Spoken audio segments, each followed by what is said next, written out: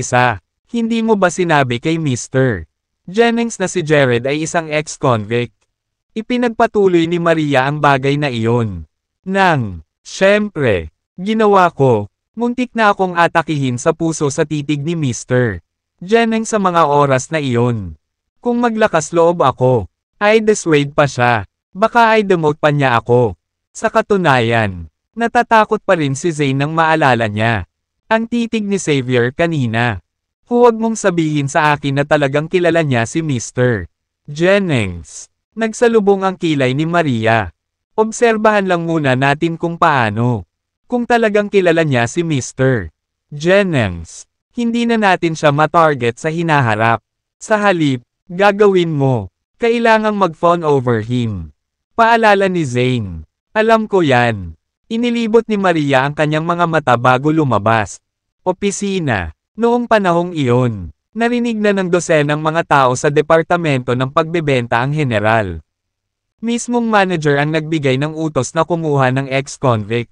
Napakabilis na kumalat ang naturang usapin sa kumpanya, lalo na ang chismis na tulad nito.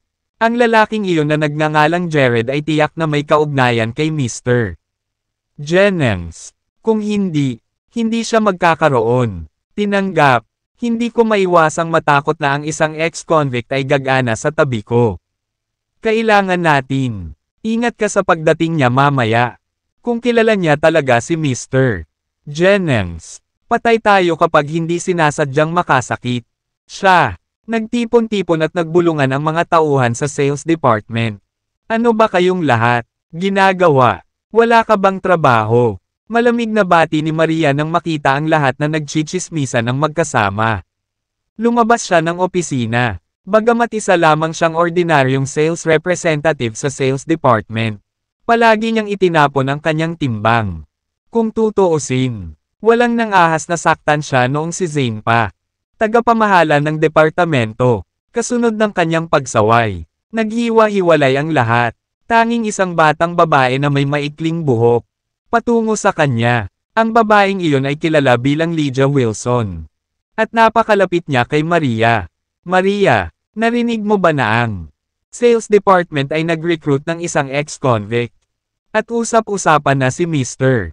Jennings mismo ang gumawa ng hiring decision. Kaya malamang na-associate sila kahit papaano.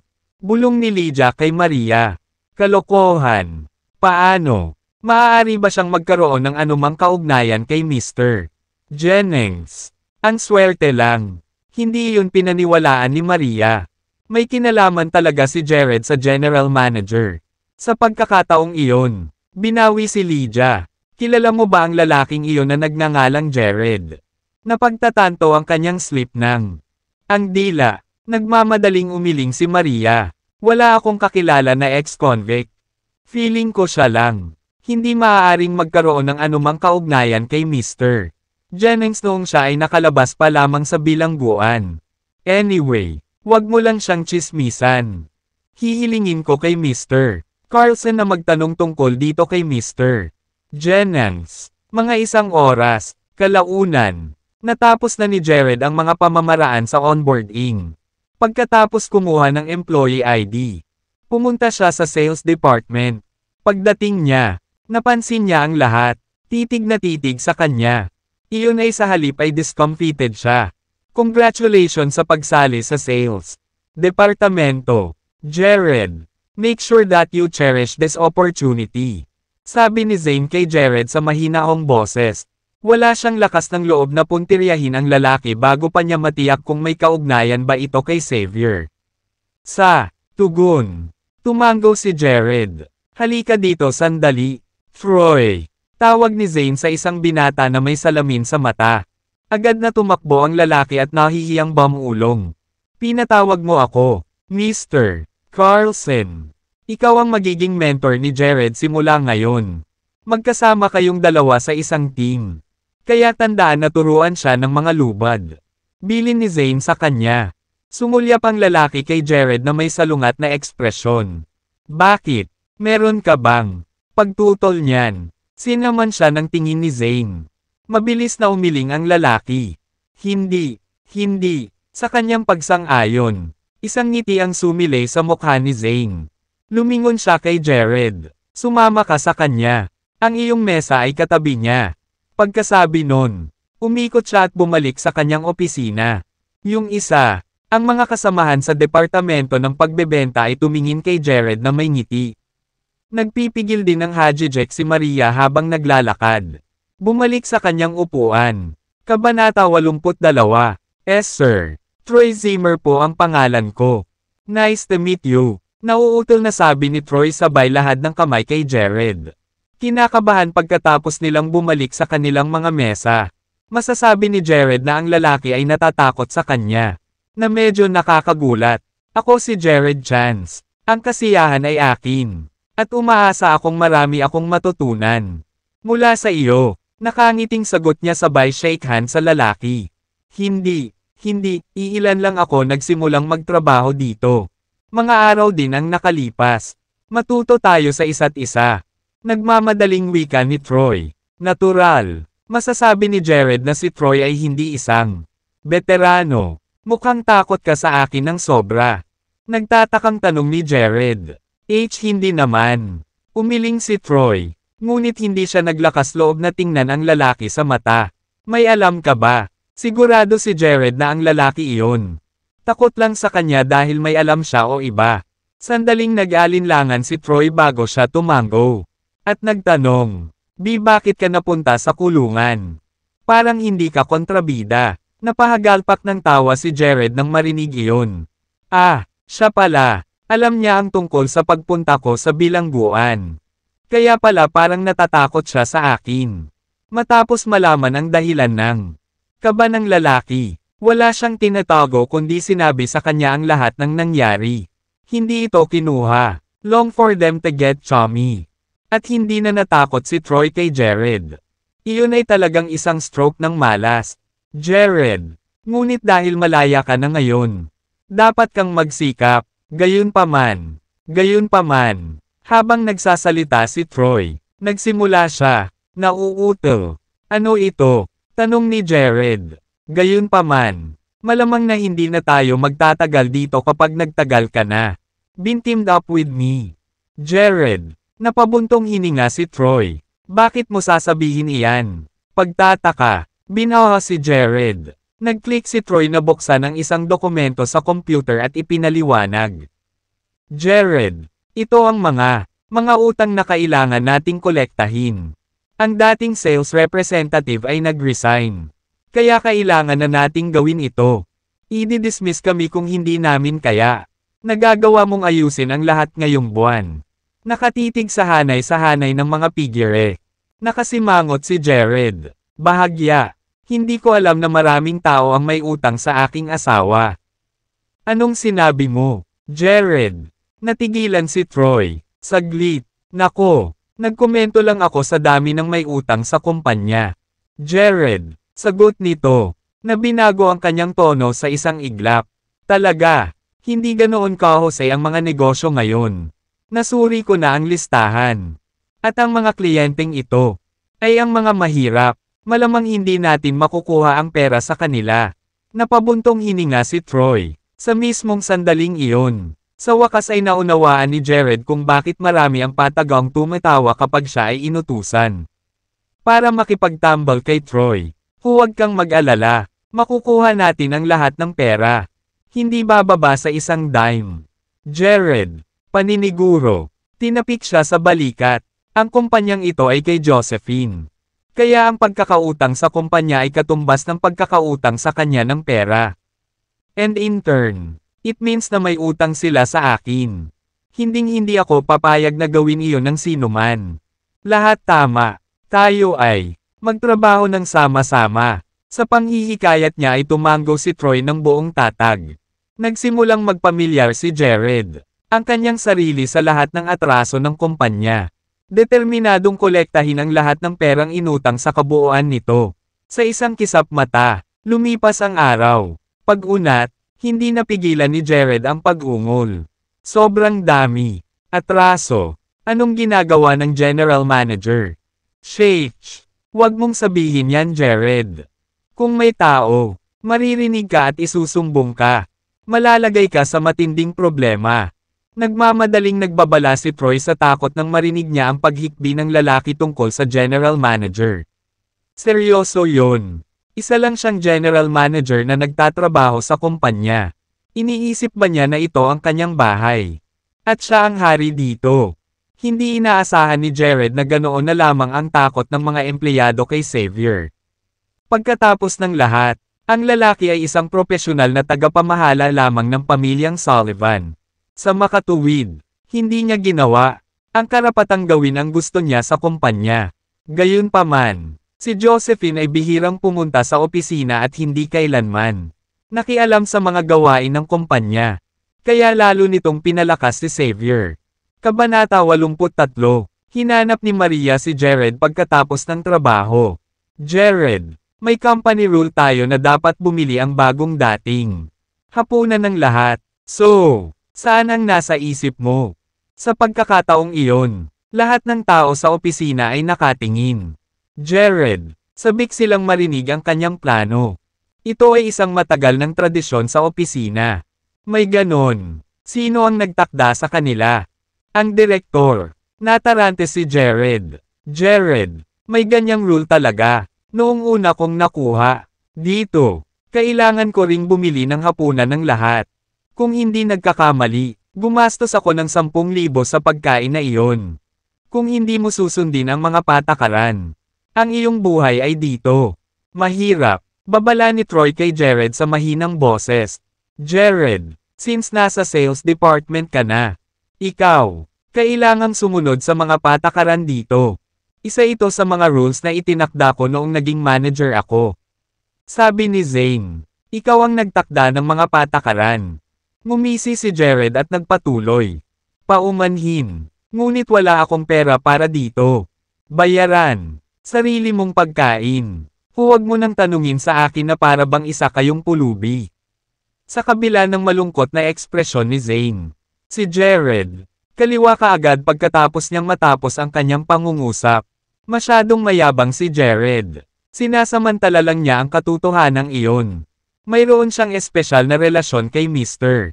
Jennings. Hindi niya nirerespeto ang sinuman. Kahit si Mr. Carlson. Lydia, nagpakita at ipinagtanggol si Zane. Eksakto. Kahit na mayroon siyang espesyal na relasyon kay Mr. Jennings, hindi niya dapat kinausap ng bastos si Mr. Carlson. Isa pa, inihalin tulad niya kami sa isang pulubi. Hindi tayo mamamatay sa gutom kung wala siya. Well, parang minamaliit niya ang kaya naming gawin sa kanya. Darating ang panahon niya. Ang mga tauhan sa departamento ng pagbebenta ay nagalit. Sa kabilang banda, nanatiling tikom ang bibig ni Troy at nagtago sa sulok na may halong damdamin. Tiyak na sasabotahe siya sa lalong madaling panahon. Pero dahil ka-team ko siya, maghihirap ako. Kalalabasan din. Walang ganoong espesyal na relasyon. Tinanong ko na si Mr. Jennings. Ang tanging dahilan ni Mr. Pinipigilan siya ni Jennings dahil gusto niyang gawing tanga. Sabi ni Zane sa iba na may kasamang A. Malamig na kislap sa kanyang mga mata. Malamang. Tinanong na ni Zane si Xavier tungkol kay Jared. Sinabihan siya ni Xavier na gumawa. Masama ang tingin ni Jared sa harap ng ibang mga empleyado. Bagamat walang ideya si Zane kung ano ang dahilan nito. Ay, hindi siya nang ahas na suwayan ang utos ng kanyang general manager. Umalis ang lahat sa sales department matapos marinig na hindi sila binibili ni Jared ng hapunan. Gaya ni Zane, nagpapaalam kay Maria bago siya umalis. Tumunog ang telepono ni Maria. Ang nanay ni Maria, si Frida, ang tumawag. Sinagot agad ni Maria ang tawag. Maria, may good news ako. Nabayaran na ng Glamorous Designs ang kanilang utang. Nabayaran na nila ang lahat ng perang inutang nila sa amin. Ngayon ang aming kumpanya ay bumalik sa kanyang mga paa. Bulalas ni Frida. Tuwang-tuwa. Talaga. Natuwa rin si Maria. Pero matagal na kaming humihingi ng pera. Kaya, bakit ngayon lang nila tayo binayaran? Nagtanong-tanong ang tatay mo at nalaman niyang mayroon si Mr. Louis. Kinausap sila. Takot na takot sila kaya binayaran nila kami kaagad pagkatapos noon. Ginoo, Louis. Huminto si Maria at nagpatuloy. Pero, hindi naman natin siya kilala. Bakit niya tayo tinulungan? Nagtataka ako tungkol sa parehong bagay. Ikaw ba? Remember when I told you that Zane wanted to use his personal connections to help us? Sa tingin ko, baka personal na kilala ni Zane si Mr. Louis. Kaya kita tinawagan. Mangyaring alamin kung mayroon siya. Kahit anong gawin dito. Kung oo, anyayahan mo siya para sa hapunan. Sagot ni Frida. Oh, I see. Sige. Tatanungin ko siya. Ngayon, ibinaba ni Maria ang telepono. Anong meron? Bakit ka masaya? Curious na tanong ni Zane nang siya. Nakita ang excitement sa mukha ni Maria. Kabanata 84. Zane, ikaw ba ang nagpatulong kay Mr. Louis na mangolekta ng pera natin mula sa Glamorous Designs? Ngayon na, binayaran na nila kami. Bumangon na ulit ang kumpanya namin. Sinabi ng tatay ko na lahat ito ay salamat kay Mr. Louis. Tumingin sa kanya si Maria na may pag-asa. Umaasa siya na si Zane ang makontak. Tommy, dahil kung siya talaga iyon. Sa wakas ay papayag na ang kanyang mga magulang sa relasyon nila. Kanya, bukod pa riyan, hangga ang kanyang mga magulang sa relasyon ni Zane sa isang kakilakilabot na figure tulad ng Tommy, Ginoo, Louis. Napatulala si Zane, pero mabilis siyang nakapag-react at sinabing, ay, oo, ako, binanggit ang isyo kay G. Louis, ngunit hindi ko inaasahan na haharapin niya ito ng ganoong kahusayan. Ako ay, gama ng loob ngayong nakolekta na ang pera.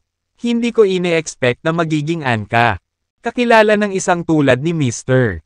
Louis. Zane, hindi ka kapani-paniwala. Napayakap si Maria sa mga bisig ni Zane habang sumisigaw sa tuwa. Pagkatapos ay hinalikan niya ito at sinabing, sinabi sa akin ng aking ina na ihatid ka sa hapunan. Tingnan natin kung hindi ka pa rin kayang tingnan ng tatay ko pagkatapos. Ito, na may nakasulat na kaligayahan sa kanyang mukha. Hinawakan ni Maria ang braso ni Zane habang naglalakad sila patungo sa paradahan. Si Jared naman ay kararating lang sa bahay. Pagdating niya, nag-aalalang tanong ni Hannah. Jared, kamusta ang interview mo? Binigyan ka ba nila ng trabaho? Mom, successful ang interview. Isa na akong tindera. Ang mga benepisyo ay hindi masyadong masama. Napangiti si Jared. Nako, ang galing. Utang namin ang aming pasasalamat kay Maria. Kung gayon, dapat natin humanap ng pagkakataon para pasalamatan sila ng personal. Hindi na ako nag-aalala ngayon na mayroon kang maayos na trabaho. Nakangiti si Hannah na may kasiyahan. Hindi napigilan ni Jared na tumahimik nang makita kung gaano siya kasaya. Ang ina ay, Jared, maglinis ka na. Inimbitahan tayo ni Mr. Saunders para maghapunan. Si Gary noon. Hawak ang phone niya nang pumasok siya sa bahay. Gary, bakit ginawa iyon ni Franklin? Pagkatapos ng kung anong meron siya. Tapos na para kay Jared. Dapat ibili na lang natin siya ng hapunan. Naguguluhan si Hannah. Sa tingin ko ito ay dahil ang kanyang kumpanya ay nakatanggap ng isang halaga ng utang sa kanila. Ang kanyang magiging maayos muli ang kumpanya. Sagot ni Gary. Ang galing. Good karma talaga yan. Hannah, nakaramdam ng saya para kay Franklin. Nang marinig iyon, bahagyang ngumiti si Jared at nagpalit.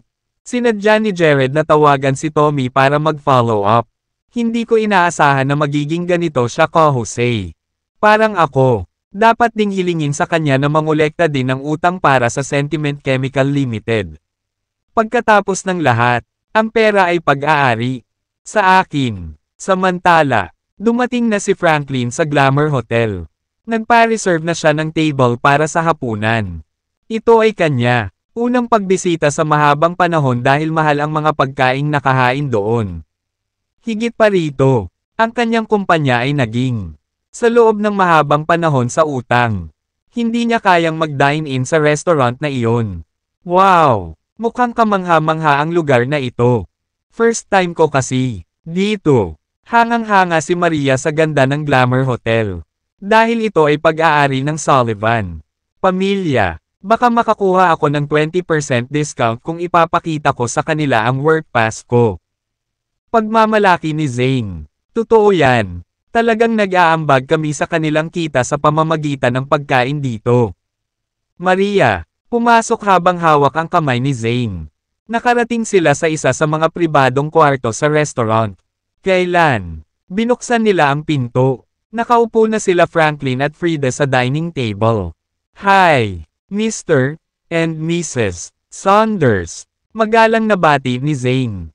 Hi. Mabilis na tumayo si Frida at sinabing, have a. Upo. Zane. Halos pamilya na kami. Huwag kang mahiya. Kabanata 85. Nakangiti ring sinalubong ni Franklin si Zane. Zane. Salamat sa iyo.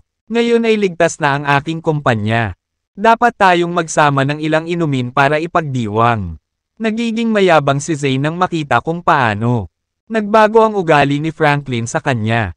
Maliit na bagay lang. Mr. Saunders. Bilang Mrs. Saunders. Sabi, pamilya na tayo ngayon. Buong pagmamalaking umupo si Zane sa tabi ni Franklin. Kahit alam ni Zane na meron siya. Walang kinalaman sa pagkolekta ng utang para kay Franklin. Tinanggap niya pa rin ang pagkilala. Kailangan niyang samantalahin ang pagkakataong gumawa ng magandang impresyon sa kanyang sarili. Zane, wala akong ideya sa'yo. Kilala ni Mr. Lewis. Nakita mo dapat ang hitsura ng may-ari ng Glamorous Designs nang dumating siya. Gamit ang pera ko. Sa sobrang takot niya halos lumuhad siya sa harapan ko. Napakasaya nitong panoorin. Sa buong taon, hindi kailanman tinatrato si Franklin ng ganoong paggalang. Sabihin mo lang sa akin kung ang iyong kailangan ng kumpanya ng tulong sa anumang bagay mula ngayon. Mr. Saunders, kahit departmental lang ako, manager, walang hindi ko kayang harapin sa buong Horrington. Walang kahihiyang bulalas ni Zane. Siya ay hindi nag-aalala na malantad dahil alam niyang walang nakakakilala kay Tommy sa hapag. Lahat, tama. Mula ngayon, aasa na ako sa iyo para sa lahat ng bagay sa kumpanya. Dahil si Maria ay nag-iisang anak kong babae. Ano man ako, mayroon ngayon ay tiyak na maipapasa sa iyo sa hinaharap. Ang paghanga ni Franklin kay Zane. Lumaki ng husto. Huwag kang mag-alala, Mr. Saunders. Mamahalin ko si Maria nang walang pasubali. Excited na tumango si Zane. Enough talking. Nagugutom ako. Maaari ba tayong kumuha ng pagkain natin ngayon? Nagpout si Maria. Sandali pa. Sige. Inimbitahan ko na rin si Mr. Chance at ang pamilya niya. Dapat nandito na sila agad. Bulalas ni Franklin. Bakit mo iimbitahan ang mga tagalabas sa hapunan ng pamilya natin? Nagtatampo ang mukha ni Maria nang malaman niyang imbitado si Jared sa hapunan. Nakakatuwang babae. Ginoo, si Chance ang nagligtas sa buhay ko dati. Sinaman ang tingin ni Franklin si Maria bago nagpatuloy. Speaking of which, how? Napunta ba ang interview ni Jared? Ginoo, Saunders, ito ay isang tagumpay. Ginawa ko ang aking mahika bilang departamento manager. Tinanguan ni Zane ang panayam ni Jared ng buong tapang. Salamat, Zane. Nagpapasalamat si Franklin. Tumingin kay Zane. Biglang bumukas ang pinto ng silid. At pumasok si Jared kasama ang kanyang pamilya. Ikinalulungkot namin ang pagiging. Huli na, humingi ng tawad si Gary.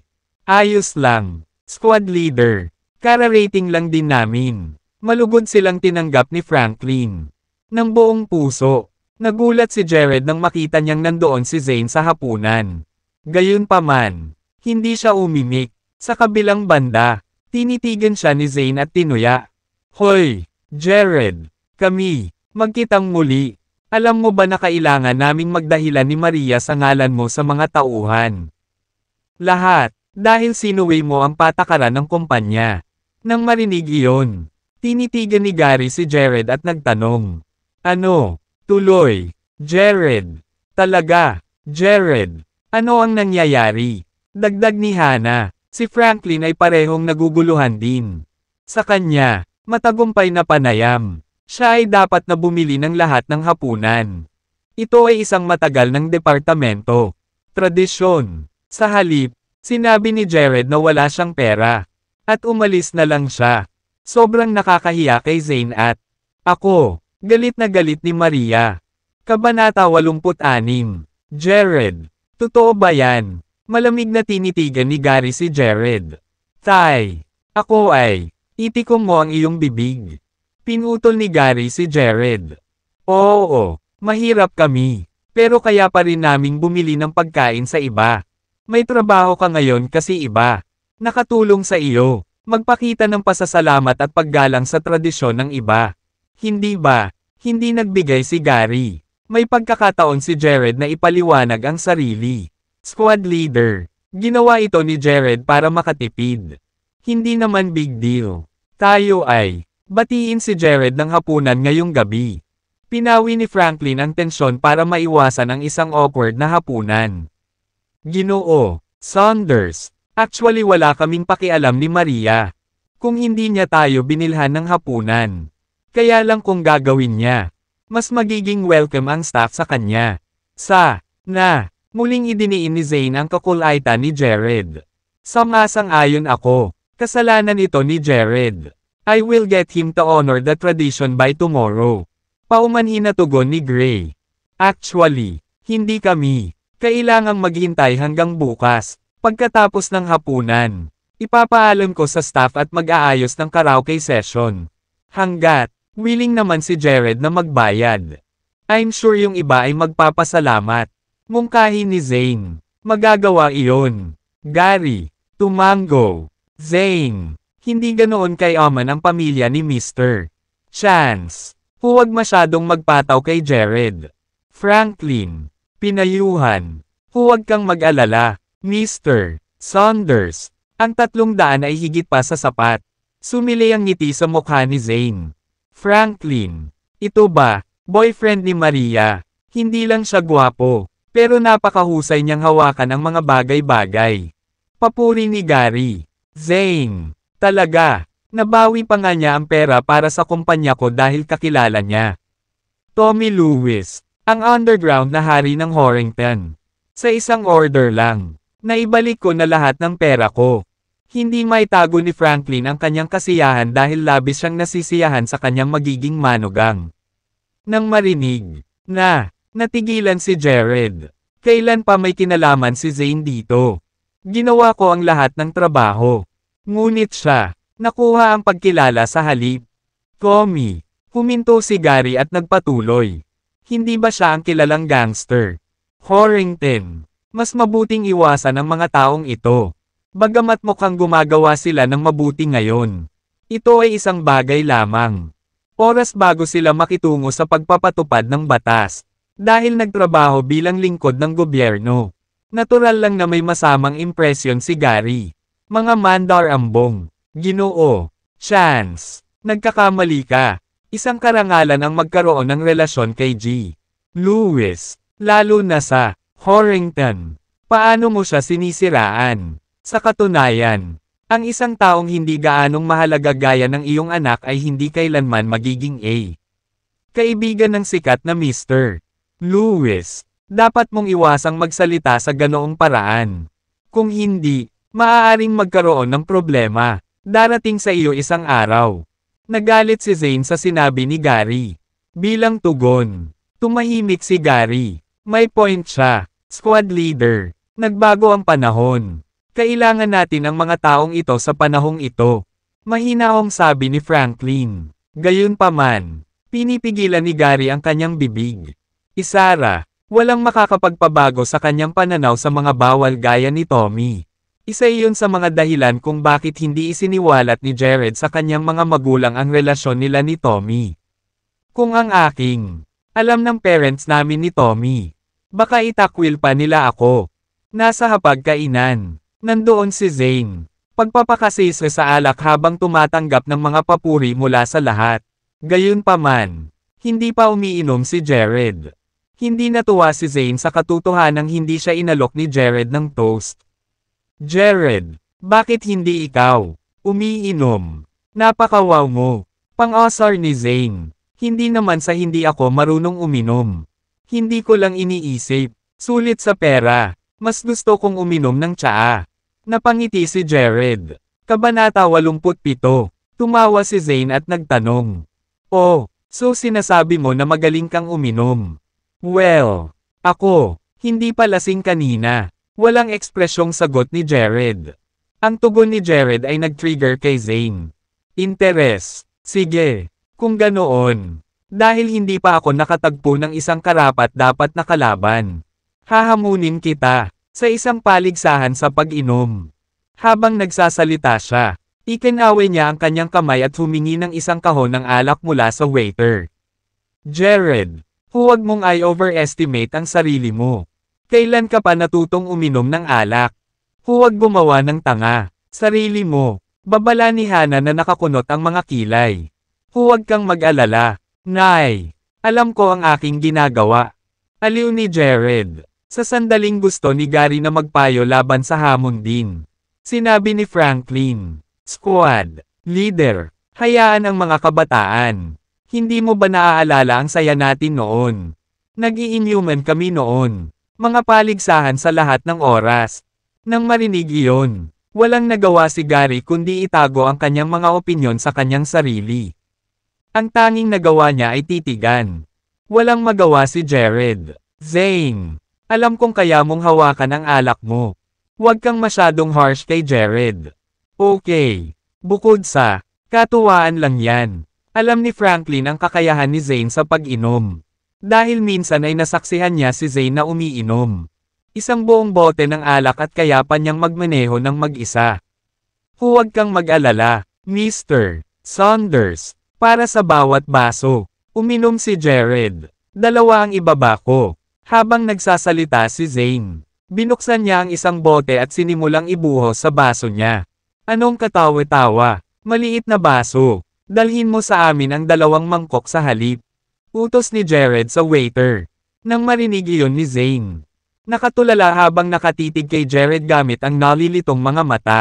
Kaya mo naman, di ba? Tanong ni Jared na may kasamang A. Mahinang ngiti. Siyempre. Kaya ko pang uminom sa bote. Napangisi si Zane. Nambobola lang siya para takutin ako. Off. Kung ganoon. Ibig sabihin ay hindi niya kayang hawakan ang kanyang alak. Maya-maya pa, nagdala ang waiter ng 2 mangkok na walang laman. Ang mga mangkok ay napakalaki na bawat isa sa kanila. Maaaring magkasya ang isang buong bote ng alak. Okay, so paano natin gagawin? Tanong ni Zane na may panunokso sa tono. Well, gagawin natin ito sa mabilis na paraan. Sa sandaling natapos ni Jared ang kanyang pangungusap, inubos niya ang buong mangkok ng alak. Lahat ng naruroon ay nagulat nang makita iyon. Nag-aalalang sumimangot si Gary at sinabing, Jared, bakit? Iinom ka ba ng ganyan? Hindi maganda sa katawan mo. Tama na, dahan-dahan. Papa, ayos lang ako. Paniniguro ni Jared. Pagkatapos ay binaliktad niya ang kanyang walang laman na mangkok at sinabing, Zane, ikaw na. Gulat na gulat pa rin si Zane. Hindi niya alam na kaya ni Jared. Gawin mo yan. Kahit na nakakainom ako, hindi iyon ang paraan. Ayos lang kung hindi mo kaya. Huwag mong pilitin ang sarili mo. Zane. Talagang nag-aalala si Gary kay Zane. Oo, okay lang kung hindi. Uminom ka, Zane. Pero ibig sabihin, nag-check out ka na. Hindi mapigilan ni Jared na asarin siya. Manok, labas. Nagalit si Zane sa insulto. Hindi pa ako natigil sa isang paligsahan sa pag-inom. Siya noon. Ipinikit ang kanyang mga mata at ibinaba ang mangkok ng alak. Nang matapos siya ay namula ang mukha niya. Tapos, Jared, nagpatuloy sa pagbuhos ng isa pang 2 mangkok ng alak. Nang mapansin na nawawalan na ng kontrol si Gary. Tumayo si Gary at sumigaw. Tama na, Jared. Habang hindi pinapansin si Gary, tinitigan ni Jared si Zane ng masama. Iwasan mo na yan. Ituloy natin. Umiinom. Dahil hindi niya kayang lunukan ang pride. Pinilit ni Zane na ipagpatuloy ang paligsahan. Si Jared pagkatapos ay walang ekspresyon na uminom ng isa pang mangkok ng alak. Sa totoo lang, walang epekto ang alak kay Jared. Ang espiritual na enerhiya sa kanyang katawan ay nagawang sumipsip ng alak na kanyang nainom. Muli, lahat ng naruroon ay namangha habang pinapanood nila si Jared na umiinom ng isa pang mangkok ng alak. Lalo na, kapag ginawa niya ito ng ganoon kadali. Ayos lang. Zane, please stop now bago mo masaktan ang sarili mo. Huwag. Aliwin mo ang katangahan ni Jared. Nag-aalala si Maria sa kapakanan ni Zane. Kabanata 88. Talaga, Zane. Huwag ka nang uminom. Unahin ang iyong kalusugan. Biglang tumayo si Frida at sinubukang huminto. Zane. Nag-aalala siya na ang isa pang mangkok ng alak ay maaaring ilagay sa panganib ang kanyang buhay. Lasing na lasing si Zane. Na nagsisimula na siyang mawala ng malay. Ang pagmamataas ay nasa kanyang paraan. Hindi niya napigilan ang sarili niya nang nakita niya si Jared na nakatitig pabalik sa kanya ng may galit. Kinagat niya ang kanyang mga ngipin at pinilit ang isa pang mangkok ng alak sa kanyang lalamunan. Pagkatapos noon, namutla ang mukha ni Zane. Sa totoo lang, nakakatakot ang itsura niya. Nang makita iyon, umupo si Jared. Down na may kasiyahan na nakasulat sa buong mukha niya. Kung magpapatuloy ito, baka mamatay talaga siya sa alak. Pagkalason. Besides, I doubt na papayagan ako ni na mama at papa na humigop ulit. Bakit ka nakaupo? Pababa. Ako, kaya ko pang uminom.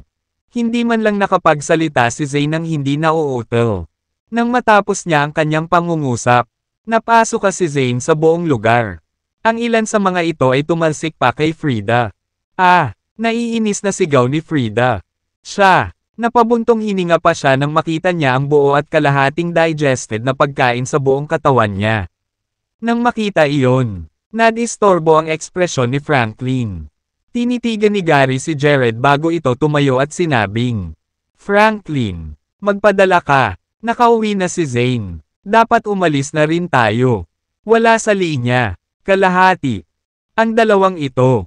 Noon, nakasunod lang si Franklin. Nang aalis na si Gary kasama si Jared. Tumayo si Zane at pinigilan sila. Hoy, hindi ka makakaalis. Hindi na rin makatayo ng tuwid si Zane. Tumingin siya kay Jared, with his blurry eyes and continued. Nag-ayos na ako ng karaoke session. Aalis ka na naman ba para ikaw? Hindi mo kailangang magbayad. Zane, marami ka na. Paano sa ibang araw? Diin ni Franklin. Hindi. Dapat ngayong gabi na. Nagpaalam na ako sa iba. Mapapahiya ako kung hindi siya pumunta at magbayad para sa session. Zane, umiling at nagpumilit. Si Franklin ay nasa isang masikip na lugar habang tinitingnan niya si Gary na walang magawa. Tay, lahat na. Tama. Umuwi na kayo. I'll go meet the others. Sabi ni Jared. Sa paghusga sa mga pangyayari. Nagkaroon si Gary. No choice kundi pumayag. Lahat tama. Umuwi ka ng maaga. Pagkatapos, tandaan na huwag ka nang uminom. Siya noon. Kumuha ng pera sa bulsa at binigay kay Jared. Kunin mo. Alam ko kung gaano kamahal ang mga karaoke session. Bagamat ang halaga ay lumampas lamang ng kaunti. 300. Gustong tanggihan ni Jared si Gary. Pero alam niya kung gaano kapersigido ang kanyang ama. Kaya naman, siya, tinanggap ito at itinago ang pera sa kanyang bulsa. Biglang nilabas din ni Franklin ang wallet niya kanina. Pag-abot ng 1,000 kay Jared. Jared, kunin mo ito, kung sakaling kailangan mo pa. Tatay, kailanman ay hindi ka naging napakabigay sa akin. Maria, inagaw ang pera sa kamay ni Franklin. Nakakatuwang babae. Ibigay mo kay Jared. Ngayon na, dumagundong si Franklin. Hindi. Itatago ko ito. Mamaya ko na lang siya top up kung kailangan. Pagkatapos ay itinago ni Maria ang pera sa kanyang bulsa. Ginoo, Saunders, may sapat na ako sa akin. Kung kinakailangan, mag-top up si Maria. Huwag kang mag-alala, mahinaong sabi ni Jared. Bamantong hininga si Franklin bilang tugon. Pagkalabas nila sa private room, Tinungo ni Franklin ang cashier. Naabutan siya ni Zane mula sa likuran. Inihagis ang kanyang pasahe sa counter. At lasing na sinabing, mayroon akong isang work pass, at maaaring makakuha ng 20% discount. Nang walang sulyap sa work pass. Magalang na sinabi ng cashier kay Franklin. Sir, na-waive na ang bill mo. Kabanata 89. Napatulala si Franklin. Sino ang nagbayad sa atin? Narinig ni Zane ang cashier at tumawa. Haha, WHO. Akala ko may ganoong pribilehiyo ang work pass ko. Salamat sa pamilyang Sullivan. Mayroon kaming libre. Pagkain. Tumango si Franklin nang marinig iyon. Inakala rin niya na ang pagkain ay tinakpan ni Zane. Pas sa trabaho. Well, nagtatrabaho siya para sa pamilya Sullivan. Gayunpaman, inilibot ng cashier ang kanyang mga mata kay Zane. Dahil alam niyang malayo iyon sa katotohanan. Na-waive ang bill dahil kay Jared. Alam ng lahat sa Glamour Hotel ang tungkol sa relasyon nila. Josephine. Kaya naman, walang maglalakas loob na mangolekta ng pera mula sa kanilang magiging amo. Maya-maya, lahat, nakalabas na ng hotel. Nagpaalam sina Franklin at Gary sa isa't isa. Tama na, tere na, ang baho ng suka ko. Si Jared ang may kasalanan ng lahat. Hindi siya dapat uminom ng ganito ka-agresibo. Meron si Zane. Walang choice kundi sumunod. Ungol ni Frida habang nakatitig kay Jared. Bagamat hindi nagsalita si Jared. Humihingi ng tawad si Gary. Sagana. Tapos umalis na siya kasama si Hannah. Kasabay nito, umuwi na rin sina Franklin at Frida. Tanging, nanatili sina Jared, Zane, at Maria. Binigyan ni Maria ng malamig na titig si Jared at sinabing, Jared, baho ka ng alak, mag-taxi ka, hindi ka papasok sa kotse ko na mabango.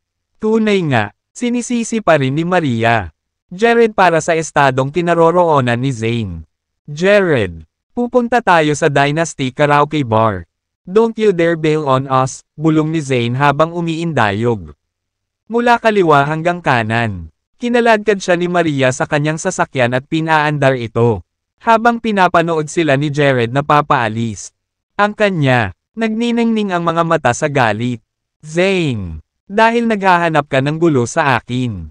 Ako na ang magtuturo. Aral ka. At Maria, kung hindi dahil kay Franklin. Patay ka na rin. Pagkatapos pumara ng taxi, gusto ni Jared, para pumunta sa Dynasty Karaoke Bar. Gayunpaman, tumunog ang kanyang telepono. Matapos makitang si Hilda ang nasa linya. Dali-dali namang sinagot ni Jared ang kanyang telepono. Jared, nasaan na kayo? Gumawa ng ravioli ang nanay ko. Ngunit nang dinala namin ito sa iyong bahay. Walang sumasagot sa pinto. Lumabas kami para sa hapunan. Paliwanag ni Jared. Oh, tapos na ba kayo? Ako ay bored kaya. Iniisip ko kung dapat ba akong maglakad-lakad. Halata namang sinusubukang makuha ni Hilda si Jared. Para yayain siya. Saglit na nag-alinlangan si Jared. Naging successful ang interview ko. Kaya, pupunta ako para sa isang karaoke session kasama. Mga kasamahan ko ngayon. Oh, I see. Mabuti naman kung ganoon. Nabigo si Hilda. Nasaan ka na ngayon? Gusto mo bang samahan ako? Binalak na ni Jared na isama si Hilda sa kanyang trabaho kinabukasan. Kaya naman, naisip niya na ang karaoke session ang magiging perpektong pagkakataon para ipakilala siya sa kanya. Mga kasamahan, kay angkop ba iyon? Sa kaibuturan, si Hilda ay naghahangad na pumunta. Pero masama ang pakiramdam niya sa pagpasok. Bakit? Hindi. Sinadya kong isama ka sa trabaho bukas. Mabuti kung makikilala mo ang ilan sa kanila. Bago, pupuntahan kita ngayon. Pagkababa ni Jared ng telepono ay pinuntahan niya si Hilda sa taxi. Bago tumungo sa Dynasty Karaoke Bar. Samantala, dumating na si Zane at ang iba pa sa Dynasty Karaoke Bar. Nakaalis na rin sila, sa unahan at nagpareserba ng maluwag na pribadong silid. Nasaan si Jared? Ang tagal na naming naghintay. Paghusga, kung gaano siya ka-cheap. Iniisip ko kung nagpiyansa siya. Reklamo ni Lydia. Ang iba ay sabik na naghihintay kay Jared dahil kung siya ay magpiyansa. Ang isa sa kanila ay kailangang magbayad. Ang pribadong silid. Tinatimad si Zane sa couch nang pumikit siya at sinabing, "Hoy, Troy, kung sakali, hindi nagpakita si Jared. Kailangan mong bayaran ang mga gastusin natin ngayong gabi. Iyon ay dahil pareho kayo." Team bilang siya. Mabilis na tumango si Troy. Hindi man siya kontento ay hindi siya naglakas loob na talikuran si Zane. Kabanata 10. Sa kumpirmasyon ni Troy, naging masigla ang silid. Ang lahat ay nagsimulang magpakasawa sa pagkain at alak. Dahil alam nilang magbabayad si Troy. Sa kabilang banda, ipinagdadasal ni Troy na magpakita si Jared. Pataas, kung hindi siya dumating, baka masira ako sa pagtatapos ng gabi. Hangover pa rin. Nakahiga si Zane. Ang sopa habang marahan namang minamasahe ni Maria ang kanyang templo. Bagamat gamaan ang pakiramdam niya ay umiikot pa rin ang ulo niya. Guys, kung magpapakita si Jared mamaya, gusto kong subukan ninyong lahat na lasing siya. Kung sino ang magtagumpay, kanya, madodoble ang buwan ng bonus, deklara ni Zane. Nagtatalo ng lahat sa tuwa nang marinig nila ang tungkol dito. Ang dagdag na buwan ng bonus. Huwag kang mag-alala, Mr. Carlson. Sisiguraduhin kung malalasing siya. Kung maglakas loob siyang lumapit, maglalasing siya at hindi na niya mahanap ang daan pauwi. Lahat ay nasa sabik sa inaasam-asam ng pagkuha ng dagdag na buwan ng bonus. Bagamat hindi sinubukan ni Troy na lasingin si Jared, natukso siya sa gantimpala, habang ang lahat ay pagkakaroon ng oras ng kanilang buhay. Ang pinto sa pribadong silid ay itinulak bukas. Nagkaroon sina Jared at Hilda. Dumating. Nagulat ang lahat sa kanilang pagdating. Bagamat nagulat sila na kalaunan si Jared. Nagpakita. Mas naging masigasig sila sa babaeng dinala niya. Karamihan sa mga lalaki sa kwarto ay nabihag sa kagandahan ni Hilda. Si Zane. 1 minuto pa lang bago iyon ay hangover pa. Biglang bumangon sa couch at tinitigan sa kanyang nalilitong mga mata. Bagamat maganda si Maria, wala siyang kanais-nais na aura na si Hilda. Nagmamay-ari, sa kabila ng pagtatrabaho bilang isang kakaibang mananayaw. Inosente ang hitsura ni Hilda. Jared, akala ko, masyado kang mademo para sumama.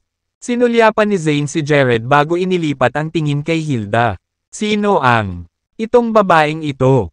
Hi, everyone. Ako si Hilda Wallace. Kapitbahay ako ni Jared. Sana hindi ako nanghihimasok. Pakilala ni Hilda. Magalang ang sarili. Talagang hindi ka. Halika. Umupo ka sa tabi ko. Dito. Kumain ka ng prutas. Ibinabato ng mga lalaki ang sarili kay Hilda habang hindi pinapansin si Jared. Tumikim si Zane at sinabing, "Hi.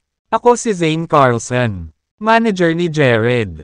The moment na narinig ni Hilda na si Zane ang manager ni Jared, siya, kinakabahang inabot ang kanyang kamay at binati.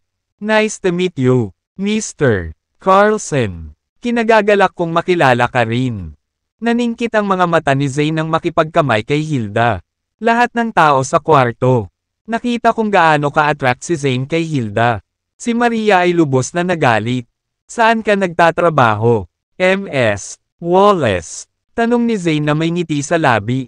Siguradong hindi niya napansin na nakatitig na pala si Maria.